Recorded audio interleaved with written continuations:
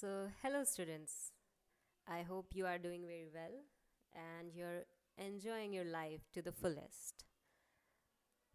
I would emphasize on the fact that enjoy your life because we tend to remember the things which we enjoy. Yeah? So, whatever you do, enjoy. Yeah? So, but currently, I am not enjoying. You know why? Because I have this problem, and let me share my problem with you. There is a friend of mine, and he asked me, he asked me about my location, about my location. So, what do you think? Is this a very serious problem? Well, probably if you are living in India, and I hope you are from India because if you're watching this video, you are probably from India. So let's draw the map of India. Okay, so let us suppose this is India, and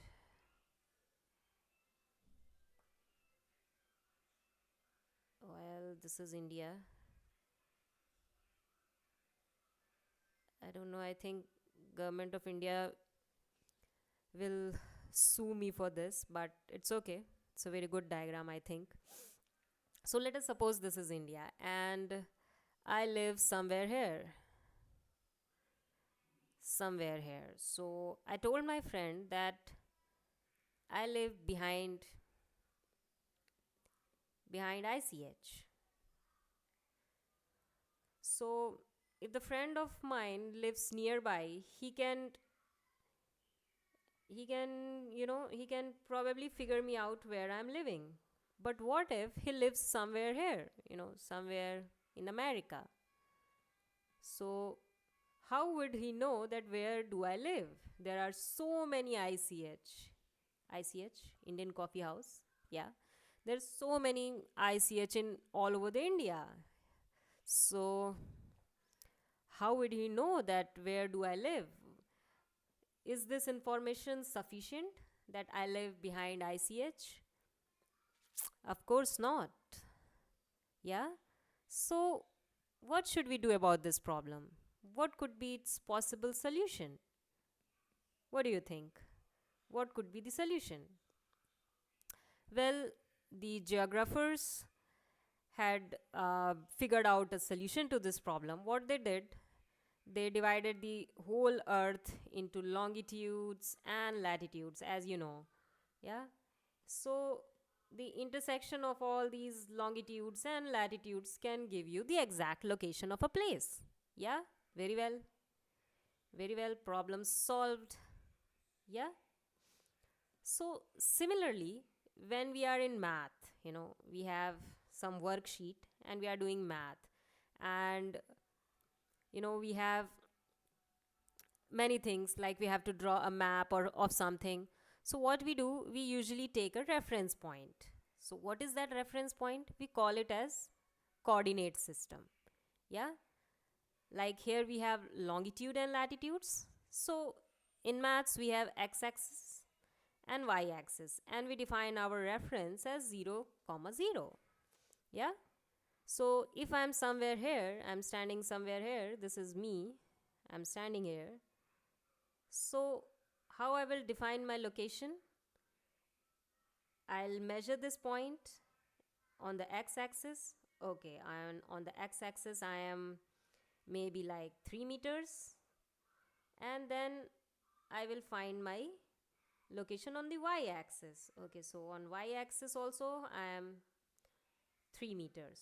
So I will write my coordinate as 3 comma 3. Okay, again problem solved.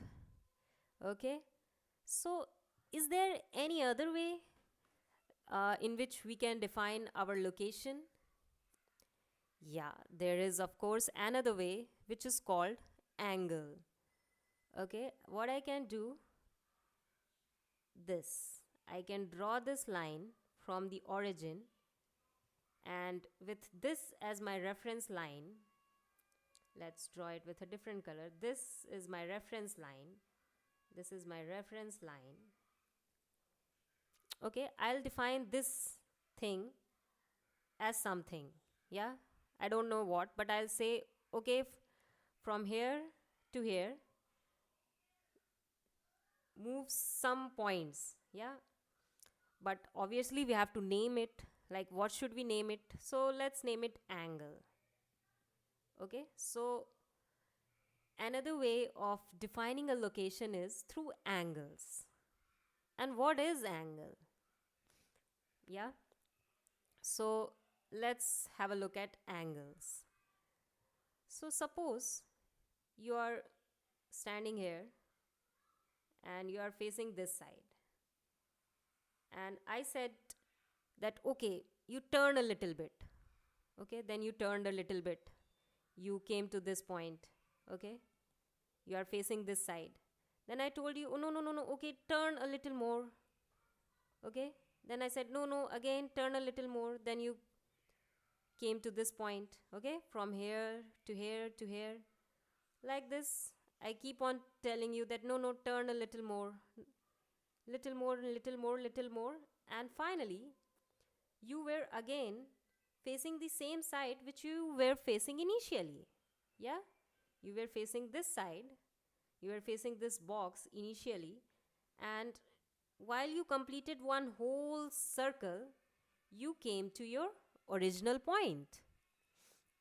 Yeah, so we got an idea that if we complete one circle, we will have we will come to the initial point. So let's define this whole angle as something. Okay, whole angle, this one whole complete angle. Complete angle. So how should we define this one whole complete angle? Can we take any numbers like 400, 300, 200? We could have taken, but we chose 360. We chose 360 as a whole complete angle. Yeah, this whole complete angle we defined as 360. It could have been 400, 300, 200, can be any number, but we came to the final decision that it should be 360-degree. Is there any reason behind it? That why 360? Why? Please do let me know in the comments that why we chose 360 as one complete number, one complete angle. Why not 400? Why not 600? Yeah, there must be some reason behind it. So let me know about it in the comment section, or I will tell in the next video. Yeah, so let me know about this, why one complete angle is 360-degree. Yeah, so moving forward, now we have already defined one complete angle as 360 degrees. So now we can divide this 360 degrees into, into as many parts as we want. Yeah, so this whole complete angle is 360 degrees, and we can divide it into as many as parts we want. Yeah, so first of all, but we decided to divide it into 4 equal parts. Okay, we have 360 as one complete angle, and we divided it into 4 equal parts, and each was 90 degree. If we divide 360 by 4, we'll come to 90 degrees. So we have 4 parts which are equal to 90 degrees. This is 90, this is 90, this is 90, and this is 90. Yeah, 90 degrees, 90 degrees, 90 degrees. And again, we can keep on dividing it. So And also, if we divide something, we always need uh, some terms to name it. Yeah. So, same as in time, we have hours, then we have minutes, and then we have seconds. So, similarly for angles also, first we have angles in degrees, okay? Then we have minutes, and then we have seconds. But these two are different, they define time, and here they define angles, okay? Never get confused between the two. They are different. Though they have the same name, but they are completely different. They represent two different things, two different quantities. Here we are referring to time, and here we are referring to angles. But the math behind it is same.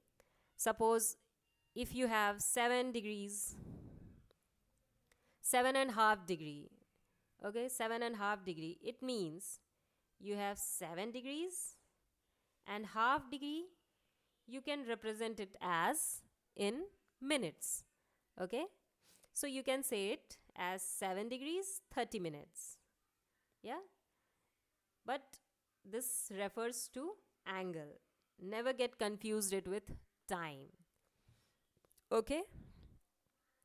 So this was the origin of origin of angles, yeah? So from where do angles came? Angles came from circle, one complete round. Circle means one complete round, yeah? And what we call this one complete round, we named this one complete round as 360 degrees, yeah? And why we chose this number, I will answer that in my next video, okay? And I would like to know from your side in the comment box, okay? And then the rest is the history. Like, now we can divide it into 4 equal parts with each as 90 degrees, yeah? So we can also represent it in the coordinate system, yeah? Coordinate system, coordinate system, yeah? So another plus point for degrees is that we can represent degrees in the coordinate system also, because in the coordinate systems we have all the axes as 90-degree, yeah? So that's a plus point for angle. We can divide this whole complete angle again as 360-degree, and each part is 90-degree. This is 90-degree, this is 90 degrees, and this is 90-degree, and this is 90-degree, yeah? So that was the story behind the development of the idea of angles, yeah? And in the next video, we will look into how to construct these angles, you know if we are defining something, then we should be able to construct it, we should be able to draw it, yeah? We have defined something, so naturally we should be able to draw it practically, yeah? Only then it makes a sense, yeah? So in the next video we will look how to construct all these angles, different angles, okay? Thank you, students.